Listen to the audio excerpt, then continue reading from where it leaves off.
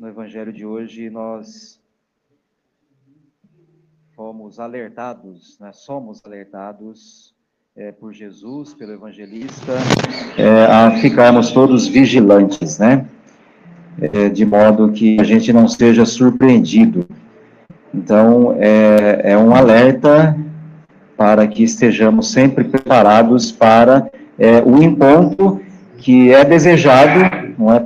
Nós todos desejamos encontrarmos com o Senhor. No momento a gente não sabe, por isso a necessidade também, quer dizer, isso reforça a necessidade da vigilância, né? Ainda que soubéssemos quando isso se daria, a gente deveria permanecer atento para não sermos surpreendidos também pelos males que nos afastam de pessoas e por consequência também de Deus, não é?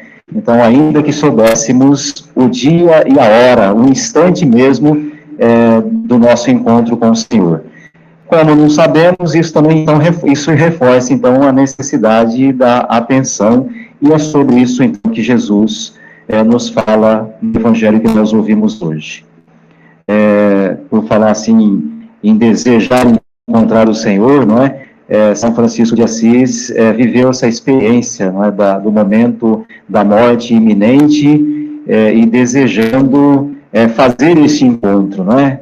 Francisco intuiu a morte próxima dele e como que corre ao encontro da morte, e quem sabe a gente poderia até dizer que a morte corre ao encontro de Francisco, né? É um encontro de irmãos. A morte e Francisco e a morte fazem um encontro de irmãos, e esse encontro de irmãos possibilitou o encontro com o Senhor, não é? Isso é bonito. A gente poderia dizer que, conforme o estar atento a isso, né, a gente viver como irmãos durante toda a nossa vida, não como adversários, não como inimigos, não é? De modo que os encontros muitos que a gente vai fazendo durante a nossa vida, seja sempre também oportunidade, ocasião de fazermos um encontro com o Senhor, não é? Então, a gente pode seguramente acentuar isso. Quer dizer, sempre que a gente encontra alguém, abraça alguém, essa é a ocasião de encontro, também com o Senhor, ainda que a gente não parta no momento seguinte, não é? No instante seguinte, é sempre oportunidade de encontro. E o Francisco vive esse momento, vive toda a sua vida como muitos encontros, não é? Fazendo muitos encontros, e faz o seu encontro com a morte, encontrando por consequência, fazendo por consequência o seu desejado encontro com o Senhor, não é? Então, Francisco, como outros tantos e muitos outros santos e santas, como nós recordamos no dia de ontem, celebrando a solenidade de todos os santos, não é? Viveram desta forma, é? De modo que puderam, então, viveram vigilantes, não é? De modo que fizeram o seu encontro com o Senhor definitivo. Então, o que a gente quer rezar nesse dia hoje é isso, não é? Aquelas pessoas, recordar, fazer memória dessas pessoas que conhecemos, com quem convivemos, estando aqui nesse espaço, como a gente já disse, ou em outro lugar mais distante, não é?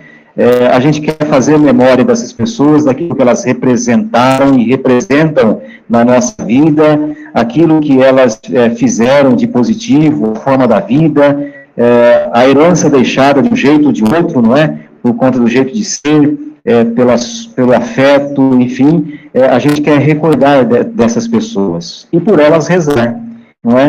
Hoje é um dia de indulgência plenária, não é? E hoje é um dia de indulgência plenária não em favor de si mesmo, né, mas em favor de alguém falecido, por quem sabe a gente deseja lucrar, tem o desejo de lucrar a indulgência plenária, né? É tempo também de relembrar e de rezar por essas pessoas todas, né? O momento, assim, da morte, da perda de alguém, é sempre um momento muito delicado, né? Quem sabe, em muitos casos aqui hoje, ao fazermos memória, essa realidade já esteja assimilada, o distanciamento de alguém querido já esteja assimilado, né? Mas, de toda forma, o momento da morte, da partida de alguém é sempre uma situação delicada, né? É um momento de sofrimento, de tristeza, quem sabe sentimento de abandono, abandono até da parte de Deus mesmo, não é? É sobre isso que Jó também fala nessa leitura que nós ouvimos no dia de hoje. Jó vive um momento assim muito delicado na vida, não é? Ele tem tudo, de repente não tem mais nada. E aí a teologia do seu tempo dizia que ele perdeu tudo porque ele pecou, não é? E ele não entende isso. Não entende porque ele sabe que ele não pecou. Ele tem consciência disso. Então ele não aceita, por um lado, a teologia do seu tempo e por outro lado, mas e onde está Deus, né? Fui eu abandonado por Deus? Quer dizer, Jó vai fazendo um percurso assim, de tal forma que ele vai assimilando, entendendo Deus mesmo, né? Conhecendo Deus na sua completude, na sua plenitude, não é? De modo que os sofrimentos eles vão sendo superados quando a gente tem clareza que Deus é bom, que Deus está conosco, que Deus quer nos oferecer aquilo que há de melhor. Não é? O que tem de maior benefício para todos nós é justamente a contemplação eterna do próprio Deus, não é? E essas pessoas de quem fazemos memória aqui hoje nos precederam, não é? Nessa contemplação, e nós caminhamos fazendo esse percurso na mesma direção, não é? A segunda leitura de hoje nos recorda que em Cristo todos nós viveremos, reviveremos, não é? Essa é a nossa grande esperança, não é? A gente caminha não sem sentido, mas com total sentido. A gente caminha numa direção e ao encontro de Deus, tendo presente que o Senhor veio ao nosso encontro justamente para nos oferecer o maior de todos os benefícios, a contemplação eterna do Senhor. Então, que nós prossigamos o nosso caminho, vigilantes, atentos, desejando sempre acolher o Senhor que se aproxima da gente de muitas formas e em todas as circunstâncias, desejosos então disso, vigilantes, portanto, e esperançosos de que possamos, com a graça de Deus, usufruir do maior de todos os benefícios que Ele quer nos conceder. Louvado seja nosso Senhor Jesus Cristo.